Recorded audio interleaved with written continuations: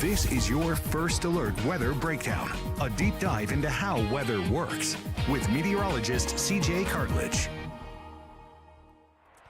Good morning, everyone. I'm First Alert Meteorologist CJ Cartledge here. Welcome to the KSLA First Alert Weather Breakdown on this Tuesday. I hope you had a great morning so far.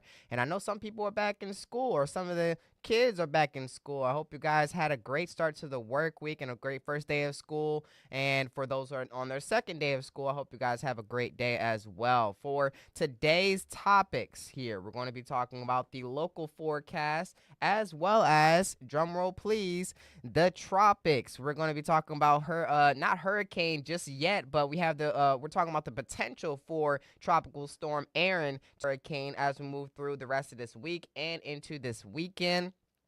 And we're also going to be talking about the rain chances that we have through the rest of this week as well, mixed in with the high heat and humidity that the summer normally brings. Now, let's head right on to looking outside. As of right now, looking through our KSLA Tower camera sponsored by Mattress Plus, we're seeing some very thin cirrus clouds out there, very high-level cirrus clouds moving across the Arklatex region as of right now, or at least through the Shreveport and Bossier area. We did see a couple of storms along the east side of I-20 this morning that meteorologist Evan Thomason was tracking on the KSLA News 12 this morning. But those have since dissipated and leaving us mostly dry through the mid-morning and early afternoon hours here. As you can see, looking across the Arklatex as of right now, those are those showers and storms that have developed on the east side of I-20, the eastern half of the Arklatex, that have since dissipated, leaving us mostly dry as of right now. And also, there was a couple of isolated showers up there by the northeastern Texas portions of I-30, as you can see there. But other than that, we've been mostly dry across the area, and we will remain mostly dry through the next couple of hours or so. Here's our temperatures as of right now across the region. Around 81 degrees for DeQueen, 88 by Shreveport and Bossier. We've rose all the way to 89 by Texarkana, 82 by Minden, 84 by Bienville, 85 by Natchitoches. And as you can see, the system is a little bit slow this morning. I believe we're near the 90-degree mark for Henderson, Texas, which is around this area over here that I will show you that's a little bit darker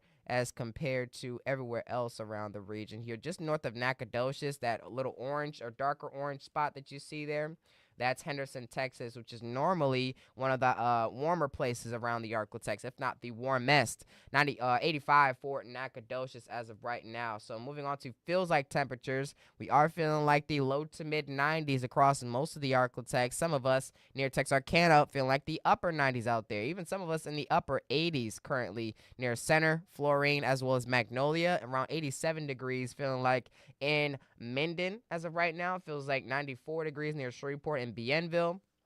It feels like only 85 degrees up by DeQueen as of right now here. So moving on to the next 5 hours, we can expect rain chances to rise across the region here.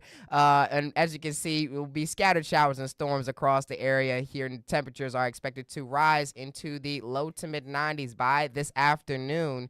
And we should expect temperatures to continue to decrease as we move towards the evening, of course. But showers and storms will be possible across the area as we move through the afternoon hours. Here's a look at our highs for today. 97 for Texarkana, 95 by Doddridge, 95 for New Boston as well, 95 for Nashville and Hope, 96 for Stamps, and 95 also for Magnolia, just behind where I am on the camera here. As you can see, I'm going to move myself out of the camera so you can see the cities and towns there. Looks to be at around 95 degrees for a high near Vivian. 101 for Henderson, 93 by Carthage, 92 for Center, 92 as well for St. Augustine.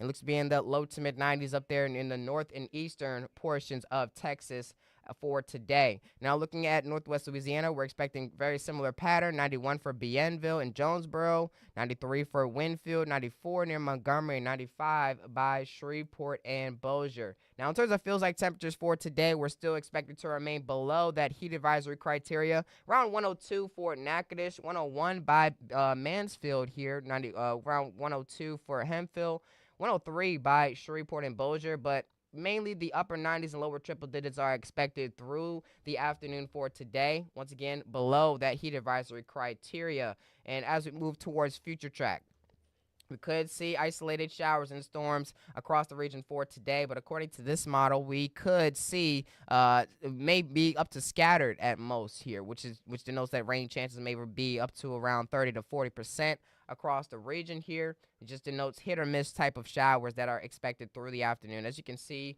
actually, I'm gonna just play it here, so I don't want to jump too far back and forth since the system's a little bit slow this morning. As you can see, moving through the afternoon, showers and storms will be possible across the area. And heading towards the evening, we should see temperatures start to drop and conditions become drier across the region. Heading through the overnight hours, not much is really expected, mostly clear conditions overhead and dry conditions at the surface. As we move towards the afternoon on our Wednesday, through the morning, we're expecting mostly dry conditions once again, but through the afternoon, also, more showers and storms will begin to develop across the region, mainly because of the available moisture that is in the atmosphere as of right now and what is expected through most of this work week here. And that could bring about some flash flooding concerns for some people or some areas around the Arklatex as well. Moving towards the evening on our Wednesday, conditions should dry out, and we should remain mostly dry through the overnight hours heading into our Thursday before rain chances rise once again heading into Thursday afternoon. Rain chances are expected to rise to around 40% for our Wednesday, 30 to 40% for today. And we could see some drier conditions as we head towards our weekend here, around 10% for Friday. But back to slim rain chances heading into our Saturday and Sunday. Temperatures are expected to rise slightly as we move into Saturday and Sunday as well. As mentioned before, there are some concerns for flash flooding out there. So I'm moving myself a little bit off the screen to see the entire Arklatex. Not many areas will be under a marginal risk for flooding today. Mainly areas just north of the I-30 corridor, north of Texarkana there. Not so much for everywhere else around the Arklatex, but flash flooding is still definitely possible. But for tomorrow, our Wednesday, we should see most of the area under a marginal risk of flash flooding. So flash flooding is definitely possible with scattered showers and storms possible for the entire Arklatex region, the entire four-state region, that is. And as we move towards our Thursday, we could see the Weather Prediction Center is forecasting for a marginal risk for flash flooding for the north and eastern quadrant of the Arklatex region for our Thursday afternoon. In terms of forecast highs through the next 5 days, we're expecting to remain in the low to mid 90s, some of us into the upper 90s out there across the region. So still definitely hot and humid out there across the Arklatex, with the humidity slowly rising as we move through the next 7 days ahead. As you can see, around borderline sticky and oppressive, which means dew point temperatures are around the upper 60s and lower 70s as of right now. Still dangerous in terms of how humid it will be across the Arklatex. That means feels like temperatures could reach between 5 to 10 degrees higher than actual temperatures. So if we're in the low to mid 90s right now, we can expect the upper 90s and lower triple digits out there across the region. As mentioned before, as we move towards our Thursday and Friday, we are more likely to hit the more into the triple digits out there across the region here. And as we move towards our Saturday and Sunday, we could see a slight drop in the humidity here, but we're expecting dew points to return back to the low to mid 70s, which denotes the oppressive range there. As we move towards our Monday, pretty much going back and forth between borderline sticky and oppressive as we move towards the beginning of our new work week coming up. Now, here's a look at our 7-day forecast. We're flying through this forecast, by the way. As you can see, we have a 50% chance for rain for our Tuesday, as I had just seen here. But we are expecting scattered showers and storms across the region. That is the main message for today. No matter what the rain chance is, scattered showers and storms are possible. So make sure to please take your umbrella out as you're going through your day today. And as we move towards our Wednesday, we have a slightly lower chance, but the chance is still there. Take your umbrella just in case. Through the rest of this week, you should definitely take your umbrella just in case, as scattered showers and storms are expected across the entire Arklatex, not so much for a cornered area across the region here. Highs are expected to slowly rise into the above average range, as for Shreveport and Bossier at least. Most of the area will see near or below average temperatures for this time of year through the next 7 days ahead. We could see around 10 to 20% chance for rain heading into our Friday, Saturday, Sunday, and our Monday, which means mostly dry conditions, but the chance still lies for an isolated shower or two to pop up across the region going through the next couple of days ahead. So that's it for your local forecast. Coming up next, we're going to be talking about the tropics with hurricane. Why do I keep saying hurricane?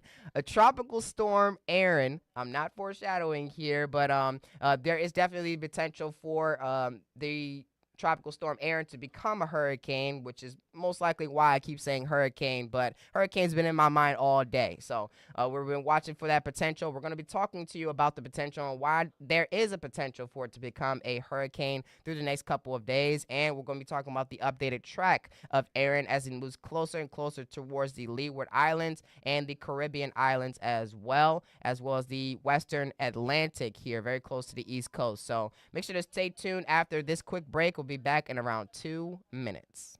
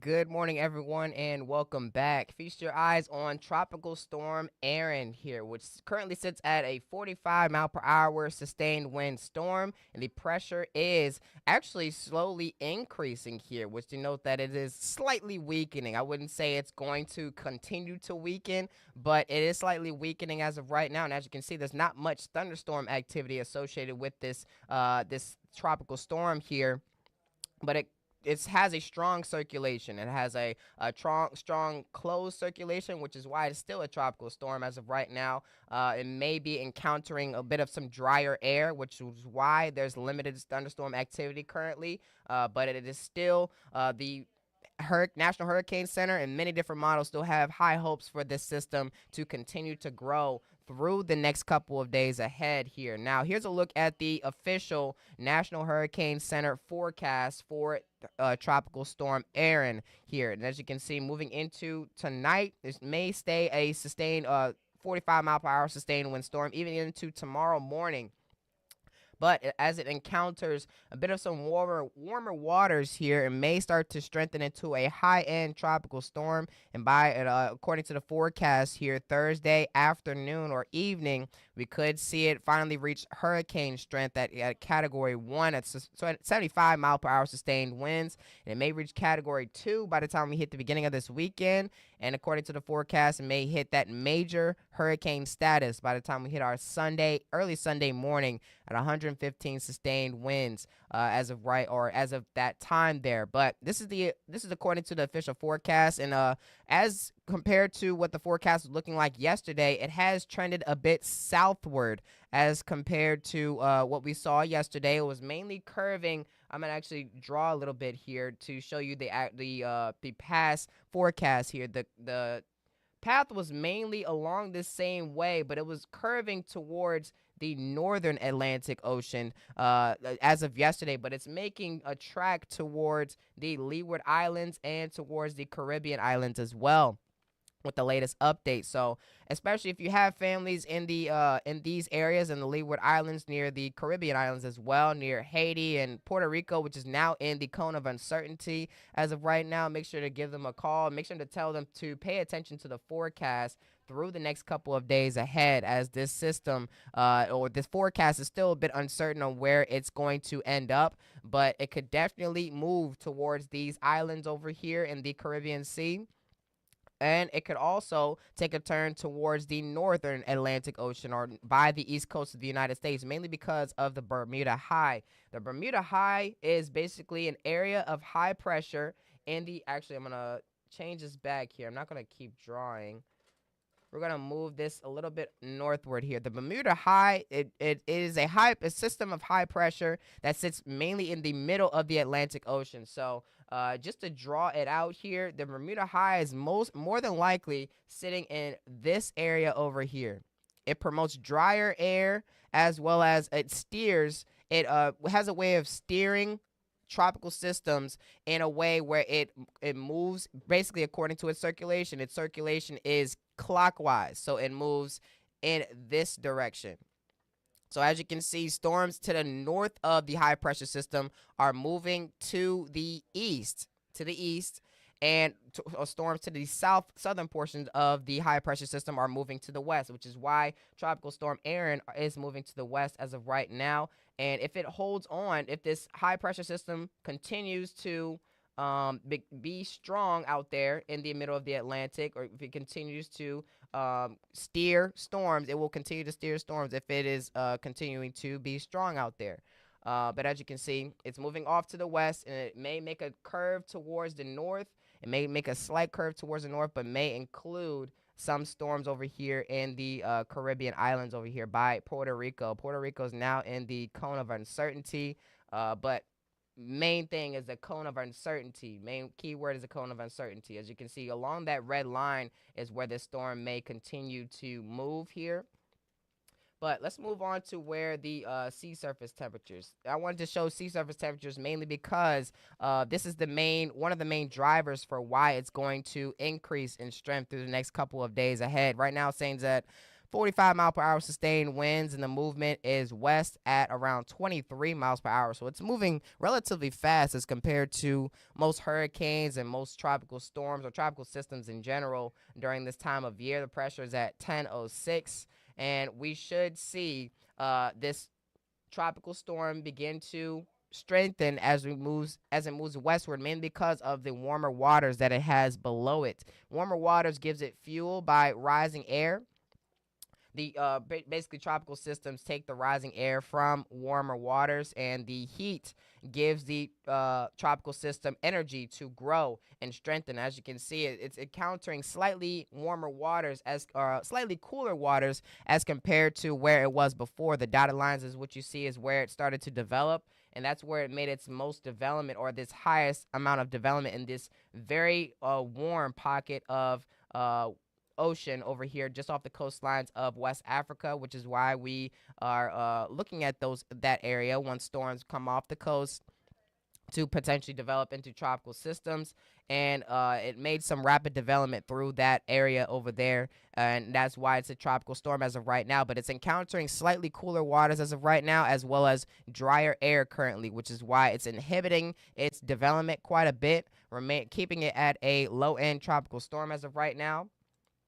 And it's expected to encounter warmer waters, which is the darker red colors that you see there. And as you can see, it looks to make some rapid development through the time frame of Friday morning to Sunday morning there. Within the next 48 hours, it could turn from a Category 1 to a major Category 3 hurricane, according to the forecast here. So that's what's on the forecast, and that's the reason why we are going to see a strengthening of this tropical system.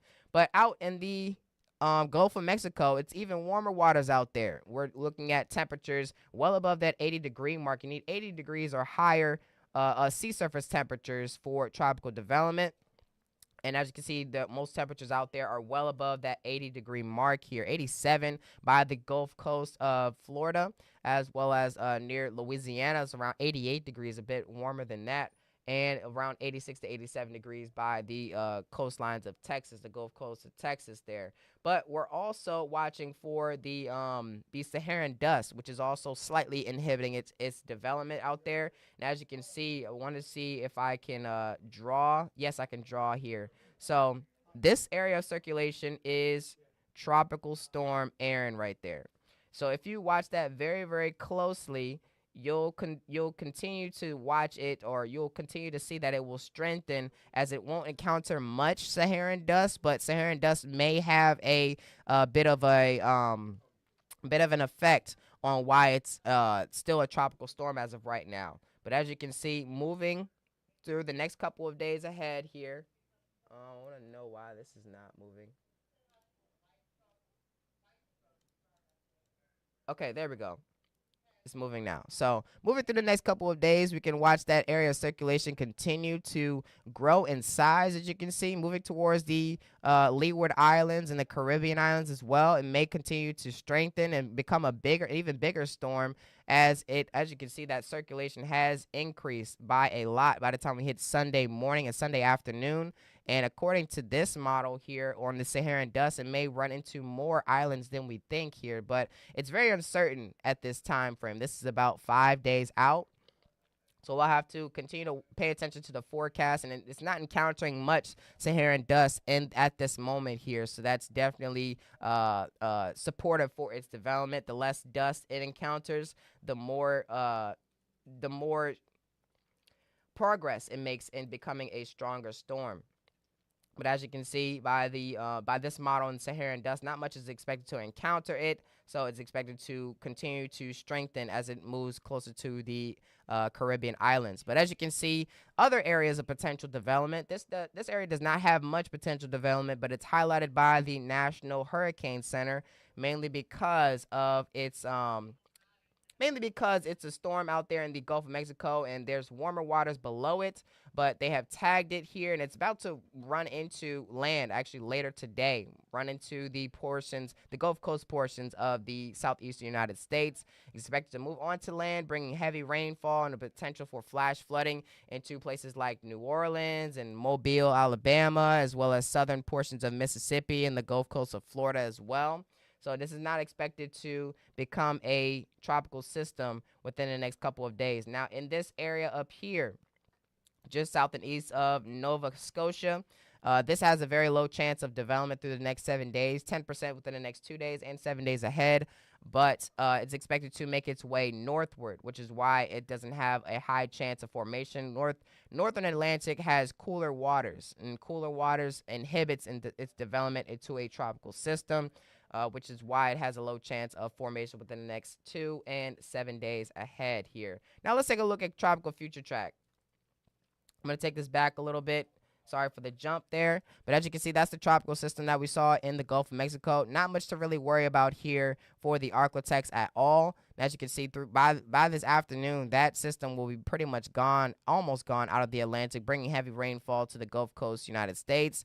And we'll be back to drier conditions as we move through the later overnight hours here for tonight, heading into our Thursday. So moving on to the tropical names here. We've gone through 5 names already, all of them being tropical storms this year. And as we move through the rest of the season, we have the potential to see many more tropical systems out here in the Atlantic. I believe the forecast says 16, I believe. Let's go to this graphic real quick.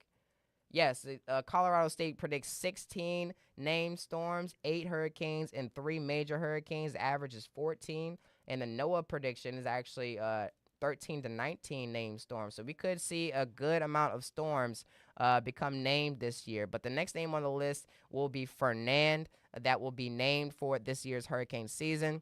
If anything else develops out there in the Atlantic Ocean. But Aaron could be our very first hurricane of this year's hurricane season so far. We still have Gabrielle, Humberto, Imelda, Jerry, Karen, Lorenzo, Melissa, Nestor, Olga, Pablo, Rebecca, Sebastian, Tanya, Van, and Wendy on the list to be named and have the potential to be named this year. Now, if your name is on this list, you are a lucky person because I have never had a hurricane. I have the hurricane or tropical system named after me. I wish I could, even for my first name, which is Chance. I've never seen a Hurricane Chance, never heard of a Hurricane Chance, but hopefully maybe we'll send an email to them to have a tropical system named after me. And it better not be a weak one either. That was just me playing around, but that's all I have for the forecast for today. That's all I have for this episode for today. If you have any topics that you want us to discuss here on the KSLA First Alert Weather Breakdown,